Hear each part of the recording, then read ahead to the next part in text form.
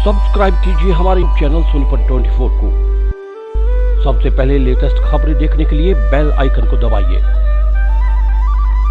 समाज की अनदेखी बर्दाश्त नहीं, 2022 में भुगतेंगे परिणाम।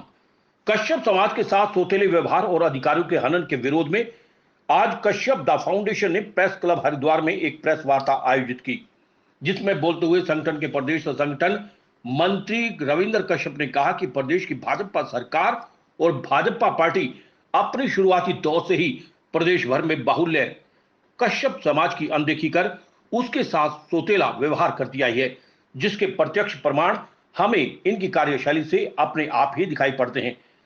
बात अगर कश्यप समाज की करें तो कश्यप समाज 3 लाख जनसंख्या के साथ प्रदेश भर में बनने वाली सरकार के लिए हर चुनाव में नींव का पत्थर साबित होती है। अकेले जनपद हरिद्वार में कश्यप समाज लगभग 1.5 लाख से ज्यादा की जनसंख्या के रूप में चौथे सबसे बड़े जनसमूह के रूप में स्थित है। इसके बावजूद भी कश्यप समाज को उसका अधिकार नहीं मिला। संगठन के प्रदेश अध्यक्ष अरुण कश्यप ने कहा कि जनपद के 3 विधानसभा सीटों पर जीत या हार किसकी होगी, यह कश्यप समाज तय करता है।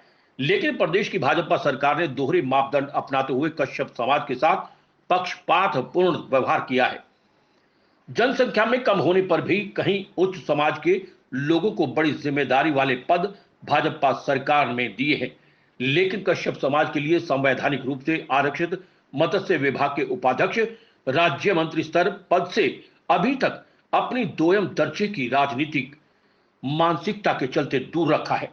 इसे प्रदेश सरकार के हुक्मरानों की गंदी मानसिकता ही कहेंगे कि वर्तमान सरकार का कार्यकाल 4 साल पूर्ण होने के बावजूद भी वो पद किसी भी कश्यप समाज के व्यक्ति को नहीं दिया गया है। संगठन में महिला मोर्चा की प्रदेश अध्यक्ष रश्मि कश्यप ने चेतावनी देते हुए कहा कि यदि कश्यप समाज को उसका अधिकार देने में प्रदेश सरकार ने अब देर की तो कश्यप दल फाउंडेशन पूरे प्रदेश में कश्यप समाज के साथ आंदोलन करने के लिए तैयार है।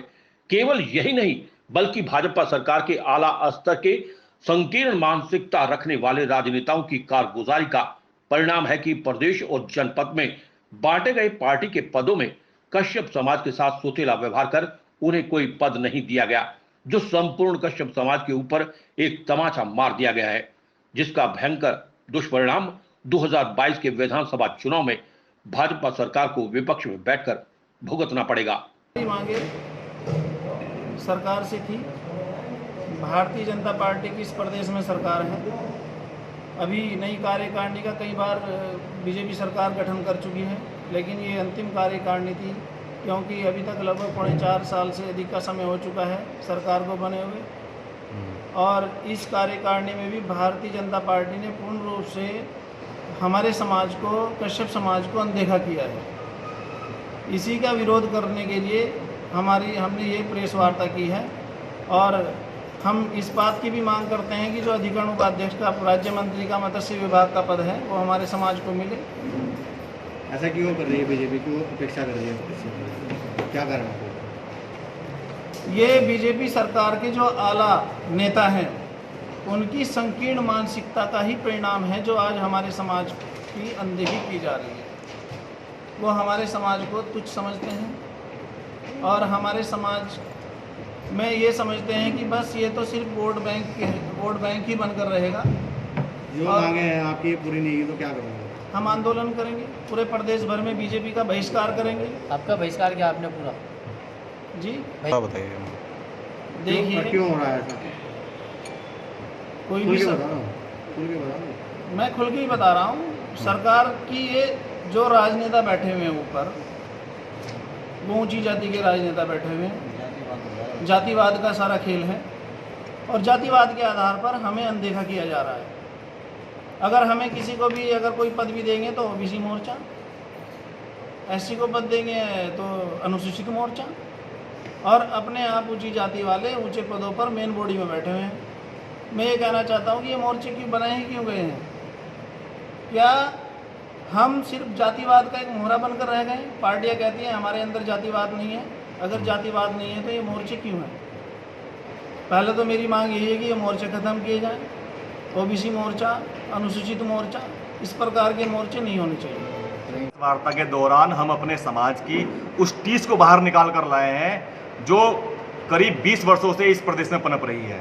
आपको पता है 20 वर्षों से हमें हमारे अधिकार से वंचित रखा गया है। हमारा जो राज्य मंत्री स्तर का पद है वो हमें नहीं दिया गया। हमारा पूरा मत्स्य विभाग हमारा है, हमारा वहाँ मंत्री पद हमारा आरक्षित है, संवैधानिक अधिकार है, उससे हमें महरूम रखा गया है। और पिछले 20 वर्षों में केवल 1 वर्ष के दौरान हम लोगों को ये मंत्री पद दिया गया था।